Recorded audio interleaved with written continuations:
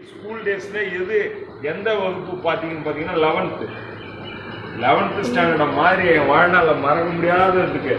ஏன்னா 11th கெடுபிடிகள் இருக்காது. நாங்கள் படிக்கும்போது இப்போ கவர்மெண்ட் எக்ஸாமினேஷனா 10th முடிச்ச கையோட அங்கேருந்து என்ன பண்ணுவோம், பன்னெண்டு பாய்ஸ் ஸ்கூலில் படித்தோம். இந்த மாதிரி டேபிளை மேலே அரேஞ்ச் பண்ணிடுவோம். பெஞ்சிங் கீழே உட்காந்துருப்போம். பெஞ்சிங் கீழே உட்காந்துட்டு அரட்டை அடிச்சுக்கிட்டு இது பண்ணிக்கிட்டு அந்த மாதிரியான விஷயங்கள் ஏன்னா ஸ்கூல் டேஸ் மறக்க முடியாத தினம். அதுலேயும் குறிப்பாக இந்த NSS. ஏன்னா நான் இன்னைக்கு அரசு துறையில் இருந்தாலும் இன்னைக்கு ஞாயிற்றுக்கிழமை ஏன் உங்கள்கிட்ட வரேன், நான் இன்னைக்கு அரசு பணியில் இருக்கிறேன்னா அதுக்கு அடிப்படை காரணம் NSS. அந்த ஸ்கூல் NSS, காலேஜ் NSS, அது அடிப்படையில் தான் நேரு கேந்திராவுடைய நேஷனல் சர்வீஸ் வாலண்டியராக மாறினேன். அதுதான் இன்னைக்கு இந்த பணிக்கு வர்றதுக்கு மிக முக்கியமான காரணம்.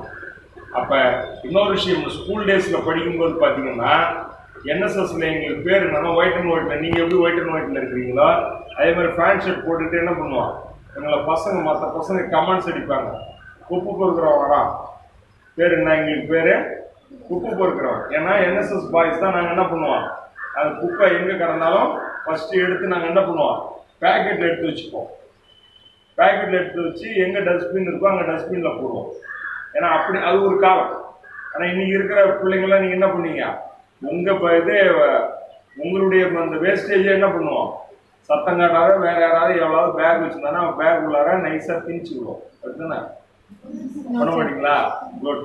ஏன்னா NSS கேர்ள்ஸோ பாய்ஸோ பண்ண மாட்டாங்க. மற்றவங்க பொறுத்த வரைக்கும் கேர்லெஸ்ஸாக இருப்பாங்க. ஏன்னா டோட்டலி டிஃப்ரெண்ட். மற்ற ஸ்டூடெண்ட்டுக்கும் NSS பாய்ஸ் அண்ட் கேர்ள்ஸுக்கும் என்ன இருக்கும், டெஃபினட்டாக வித்தியாசம் இருக்கும். என்னை பொறுத்த வரையும் பிள்ளைகளில் நான் என்ன சொல்லுவேன்னா, யார் நல்ல பசங்க டீச்சர் கேட்டாங்கன்னு சொல்லுவாங்க, ஃபர்ஸ்ட் ரேங்க் வாங்கக்கூடிய செகண்ட் ரேங்க் வாங்கக்கூடிய கேர்ள்ஸ் அண்ட் பாய்ஸை தான் என்னன்னு சொல்லுவாங்க, பெஸ்ட் ஸ்டூடெண்ட். என்னை பொறுத்த வரையும் நான் அவர்களை விட யாரை ஃபர்ஸ்ட் நான் பெஸ்ட் ஸ்டூடெண்டாக சொல்லுவேன்னா, அங்கேருந்து டீச்சர் கிளாஸ் ரூம் வரும்போது உள்ளார சாக் பீஸ் எடுத்து பார்ப்பாங்க, சாக் பீஸ் இருக்காது, குடுக்குடுன்னு ஓடி போய் எவன் பக்கத்து கிளாஸ் ரூமில் எடுத்துட்டு கொடுக்குறானோ இல்லை வேற ஏதாவது உதவி டக்குன்னு ஓடுவான் பாருங்க, அவன் மட்டும்தான் இந்த சமூகத்திற்கு பயனுள்ளவனாக இருப்பான். ஃபர்ஸ்ட் ரேங்க் செகண்ட் ரேங்க் எடுக்கிறவன் என்ன பண்ணுவான், நோட்டை எடுத்து வச்சுக்கிட்டே தான் இருப்பான், என்ன பண்ண மாட்டான். அதே போல நாளைக்கு வளர்ந்து பெரிய மனுஷனா கூட என்ன பண்ணுவான், அதே மென்டாலிட்டியிலே இருப்போம். என்னை பொறுத்தவரை சமூகத்துக்கு நம்ம படித்த படிப்பு நம்ம எதுவாக இருந்தாலும் என்ன இருக்கணும், சமூகத்துக்கு பயனுள்ளதாக இருக்கணும். அந்த அடிப்படையில் தான் நம்ம இது பண்றோம். அந்த அடிப்படையில் தான் இப்ப இந்த NSS 1969 அக்டோபர் மாதம் 2ஆம் தேதி இந்த அமைப்பு ஆரம்பிக்கப்பட்டது. அதுல இருந்து ஒவ்வொரு ஆண்டும் பள்ளிகளில் வரக்கூடிய எல்லாருக்கும் NSS கேம்ப் நடந்துகிட்டே இருக்கு.